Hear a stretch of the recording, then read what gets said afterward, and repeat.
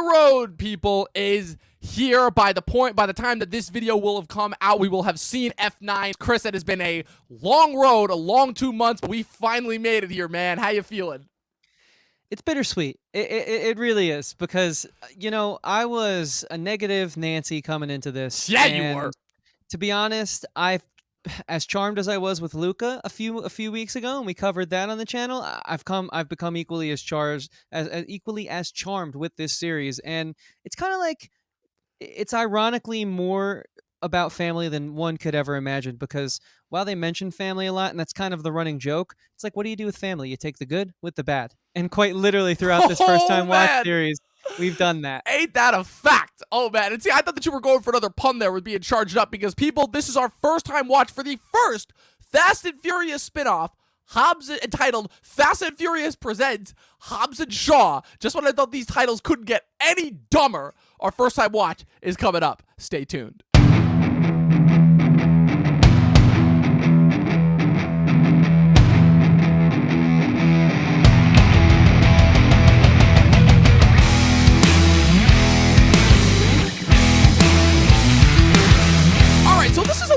Interesting one, because this is the first time I think that behind the scenes drama has resulted in a spinoff in order to keep big stars attached to the franchise. Because I was doing a little bit more research into that famous feud that drove most of the fate of the Furious. That's right, people. The car puns are back. The car puns are back with a vengeance.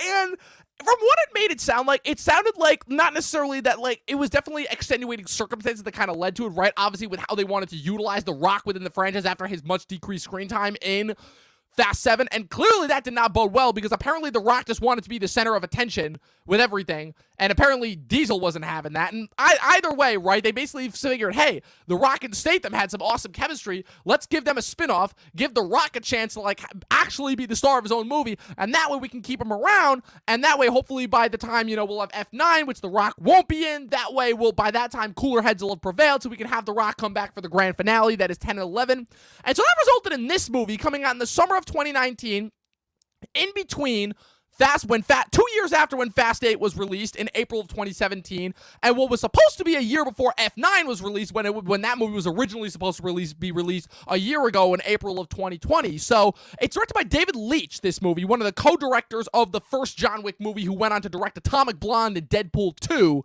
And so, what are your thoughts going into this before we actually watch the movie? Well, you know, I'm glad we're doing the preamble before this video, because I have a story to share. I gotta hear this. I love when you share the behind-the-scenes stories. Well, you remember we went and seen Once Upon a Time in Hollywood with our friend Johnny. Of course, how could I forget? What a magical experience that was. I think that was like our third time. That was my third time seeing that movie. Yeah, and we brought Johnny. We're like, Johnny, you have to come see this movie. I bring Johnny up famously for being the first guest we ever had on our first ever podcast, which I'll admit is a little confusing to an audience. You know, you don't normally have a guest on the first episode, but hey, we're a bit of a different podcast if you guys haven't figured that out by now. And so I'm in the parking lot afterwards, and just so you guys know, if you're here for the first time, that was terrible, but I'm going to roll with it. If you're here for the first time, we got to roll with the puns at this point. You have to. You guys aren't familiar with the fact that every time we would see a movie back in the old days, we would go to eat food afterwards, go to a diner, and we would always be dangerously close to closing time. And so every single time we get out of the film, and we have about an hour and a half to go get a meal, and it's only across the street, but the people next to me went and saw Hobbs and Shaw, which also got out at the same exact time. And I remember them begging me, like, hey man, please don't leave, we ran out of gas. Can you, like, help us out at all? And I was like, well, are you sure you ran out of gas? And they were like, well, I mean, let's try jump starting the car. We really don't know what's going on. Anyways, I jump start these guys' car. They get out of there. They clearly didn't know what was going on. And I just thought it was hilarious that Hobbs and Shaw, which from what I've heard, mixed reviews, was the movie where they come out of the theater and they thought they quite literally ran out of gas. I wonder if there's any foreshadowing there and anything like... I wonder if that was like one of those moments where, like, destiny was like laughing at me saying, you have no idea where the road of life is going to take you. I think so. I think that's what that was, because for a second there, I'm like, that sounds so ridiculous, and that, like, I thought that either these people were punking you or I thought that you were punking me with this. But either way, I'm like, that's too good. Yeah. That's too good. And it was the first and only time I've ever had jumper cables in my car. Wow. That's Yeah, something. dude. That is something. That is So really unlike funny. The Rock and Vin Diesel, I chose to be a good person and, help out my fellow man as opposed to create more problems with them. And I was almost late for dinner, I remember. Did you know? I was wondering what had taken you so long with that, with going to dinner, because Johnny and I met up and we were just kind of waiting. You know, Johnny, I love Johnny, but Johnny's so awkward. He's one of the most awkward people I know. And freaking, like, we were just making small talk, trying to wait for you to get there, because we were kind of like, okay, where is Chris? Is like the kind of natural buffer that we need, as far as that goes. And I was wondering what was taking you so long, but I also forgot to add. I gotta add this one point before we get into this movie. Did you know that all three of the muscle-bound bald men in this franchise? I don't know what it is about being a muscle-bound bald man in this franchise, but did you know that they apparently have stipulations in their contracts with how many times they are allowed to be punched on screen and how many punches they are allowed to throw on screen? There is written words in their contracts in order to specify how much fake quote-unquote damage they are allowed to cause each other. That is how fragile these people's egos are. I was going to say, is that the ego clause? That it might have to be. I literally feel like Jay Baruchel in Tropic Thunder being like, wow, the amount of, I was about to say, the ego on you guys is insane. And his Jay Baruchel's nasally voice and everything. My grandpa always says Hollywood's known for its creative accounting, but that's not the only thing they're known for. No, they're not. Yeah, First of all, you want to talk about creative accounting. Oh my God, but that is something else, man. Well, man. You want to get into if this? that doesn't get me pumped to watch this movie, I don't know what does. All right, people. This is Hobbs and Shaw, presented by the Fast and Furious First Time Watch. A bottle, huh? Right? This is a very English singer. This is... I mean, you're a music guy. You tell me, is this a good cover? I can't tell. I want to say it's a bad cover, but... Oh, wait. Not Deadpool 2. I'm getting my X-Men movies mixed up. Days of Future Past. The first Quicksilver speed sequence. Hey, I'm glad we finally got subtitles for this movie, even though I'm a pretty big Idris Elba action movie fan. I love Idris Elba. And she is too. She just dodged the bullet in reverse. Not the Mission Impossible. Oh, God, not the Mission Impossible virus injection plot. Is this your first time seeing this right now? Correct. This is the first time I am seeing this movie. Oh, I didn't know that. The only bits that I know about this movie were from the trailer. Parallel editing. I think The Rock riding on a motorcycle is just as funny, if not funnier, than Vin Diesel running. Fast and Furious movie now. No, there it is. Of course. Of course. Again. Oh, my God.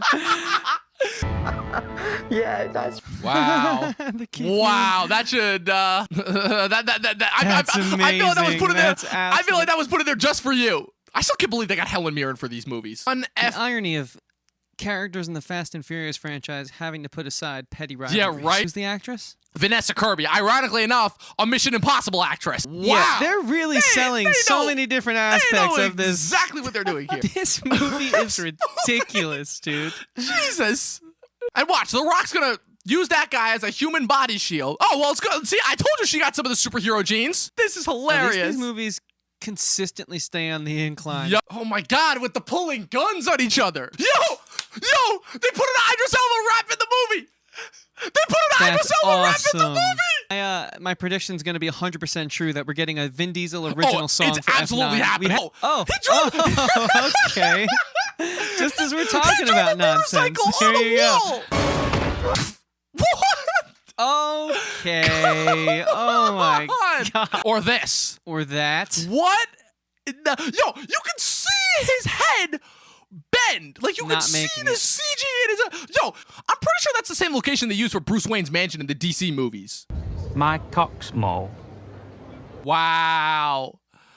These people are literally 3-year-olds. This franchise being like, nope. We're good. We already got plenty of comedic sidekicks. Yo, what? Ah, yes. A good old-fashioned villain monologue. Nice. Hey, there we go. There's those superhuman antics I'm used to. I love how this quite literally turned into live-action Halo. Yeah, right? Like laser guns, and flamethrowers, and like... activation codes, armored suits. Like Xbox Live in 2008. There's so much camera action going on for a simple montage over an explanation. Oh, there it is. There it is. Gotta have it. We gotta have the super close-ups. You gotta have it. Look, this is Sam. Sam. You must want to talk to my dad. Oh my God, Sam. Wow, you sound exactly like your dad. That was the Ryan Reynolds riff track show, and that was Hobbs and Shaw, Fast and Furious Presents. You want to take this? Because I got to put the pieces of my brain back together after this. I thought we couldn't get dumber than Fast and Furious. I really could. I really did. Well, it was still better than F8. Oh, it was definitely That's better for than sure. F8. I don't. The problem is I don't necessarily know if it's better than the rest of the Fast and Furious movies, and I'm including 2 Fast, 2 Furious, and 6 in that. Yeah, no, it's obviously not.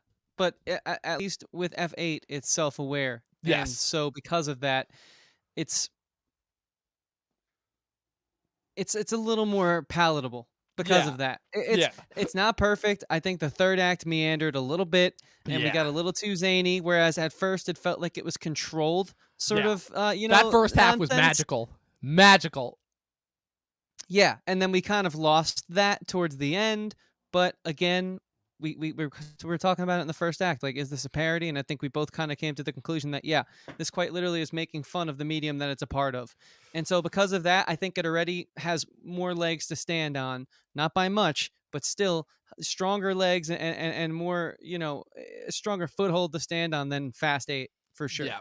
For something that was birthed out of a place of pain, it ended up being something of love and questionable action, let's say, but overall it was self-aware. It knew what it was, so I can't necessarily draw too many grievances or complaints with this movie overall. I had a blast with it. David Leitch proves that he still knows exactly what he's doing with action movies. If anything, it just makes me even more excited for his new movie Bullet Train. It's going to be out next year starring Brad Pitt, because I mean, if there was anybody else that is trying to avoid being in a Marvel movie by being in an action franchise, I mean, I'm down with Brad Pitt doing that. So yeah, final star rating, I give this. I was gonna say real quick, it's like, it makes sense that it was a spin-off. I'm glad it's not directly attached to the Fast and Furious movie. Obviously, you can't lose a star like The Rock. Right. So I think because of the extraordinary circumstances around this one, they did the best that they could. Yeah, I agree. I commend them for that. I think the only really, I guess, nitpick, and I know that this was like a big criticism that people brought up when this movie came out 2 years ago.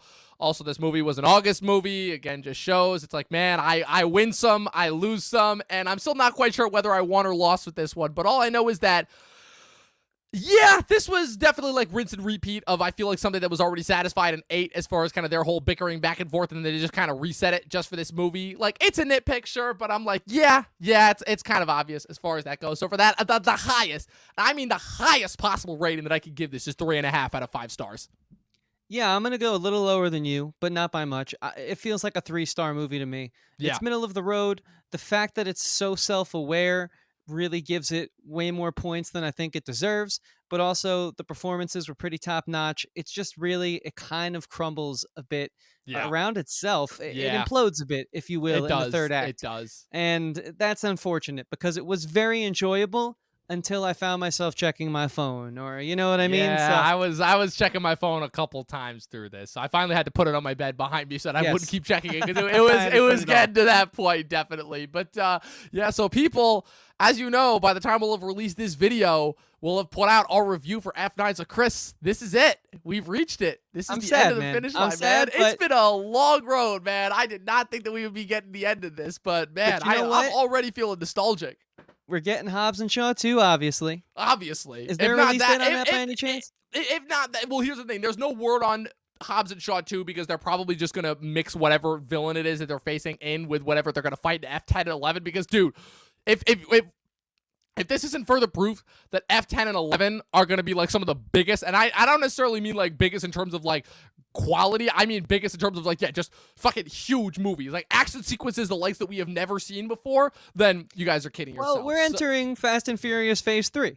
Yeah, Phase 3, we're, We're finally, the Thanos is materializing exactly, now. Yeah, Phase 2, right, and Phase 2, right, was Fast 5 to 7, and then 8 was kind of the soft reboot and jumpstart of it. Now we got Hobbs and Shaw, and we're going to have 9, and we'll have 9 by the time we put this out. So, yeah, then when we get to 10 and 11, that's going to be our Infinity War and Endgame. And I think by that point, I mean, they'll only have had half the movies, right? 11 movies, 12 plus this, as opposed to the 23 Marvel movies. But hey, I mean, we keep complaining that there's no franchise that could compete with Marvel, but hey, we got it right here, so.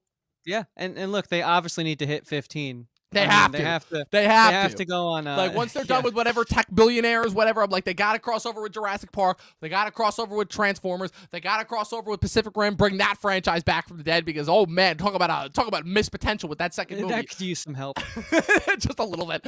Just a little bit. And, but, oh, hey, these franchises keep getting these animated shows on Netflix that are apparently dope. Like, do you know that they put out a Pacific Rim anime series on Netflix? They put out a Jurassic Park animated series. All these shows are getting, all these franchises are getting animated series on Netflix. Yeah, no, who knows, man? Netflix has unlimited money, apparently. They really do. They really do. So, people, anyways, yeah, that was it. Three-star movie, unfortunately. But hey, yeah, still better than Fast 8. it was. And hey, people, just like I said, even though this may be the end of the finish line here, you know, we're celebrating our victory lap as far as that goes. It doesn't necessarily mean that this is the last series we're going to put out. We still have a whole second half of the year of stuff for you guys. So yeah, we have so many more series coming. We're getting close to getting spooky. But let's just say you're watching this like 7, 8, 9, 10 years from now even. We have the whole entire, to this point in time, Fast and Furious first time watch series on the channel. Please find the playlist. Go to the cards in the video, hit the description. We will have the playlist posted there and join us because it was a lot of fun, guys. I had a blast doing this journey. Dom, thanks again for being like, dude, you just have to experience it because not only was it fun, it was a learning experience, and it's welcome to probably the one Fast of my cult, favorite man. memories. Welcome to the Fast cult. Yeah, I'm definitely in the cult. I do genuinely feel like I'm a part of the family. Yes. And I found my people, as I've been saying, because these movies, for a guy who hates action films, what an enjoyable movie series this was to watch, and what a great, series of content it was to make. So hope you guys check those videos out, and thanks again for joining us, man. They were probably some of my favorite videos ever to edit, just in general. We'll talk about like just a pleasure of things to edit. It was a pleasure, of course, to show you the journey and bring you into the Fast family, or cult, as I should better well say. But alas, this is the end of the journey, people. We'll have seen F9, so we'll see you guys again at the end of the finish line once Fast 10 and 11 come out. In the meantime, let us know your thoughts on Hobbs and Shaw. Let us know your thoughts on the rest of the Fast franchise. Leave your thoughts in the comment section below. Be sure to click the subscribe button, click the like button on this video. Be sure to check out the rest of the playlist. That way you guys can see the rest of our Fast journey up until this point. Chris, where can the good people find you? Sure, they can find me any place they can find our podcast on social media. Of course, the Talkin TV podcast, and myself being Christian Evanko. Evanko spelled Evanko. I make music, and by the time you guys are watching this, there might even be some further solidified talk of new tunes on the horizon. But with that being said, I do have my old catalog, which is still something I'm very proud of, and I hope you would go check out through the link in my bio. And of course, I have another podcast called Talkin with Andrew and Chris. Talkin spelled the same way we spell the Talkin TV podcast. So go and check it out again through the link in my bio. And Dom, where can they find you? They can find me posting pictures of my new bald head and cars at Movie Nerd Reviews on Facebook and Instagram. But more importantly, you could follow me posting every single day, twice a day sometimes, on the Talkin TV podcast, at Talkin TV podcast on Facebook and Instagram, which is where we post every single day. You guys can follow there in order to keep up to date with everything that we've got going on the channel and everything in our lives. In the meantime, we'll see you guys again on the other side. 12 seasons in a short film, and watch more fun.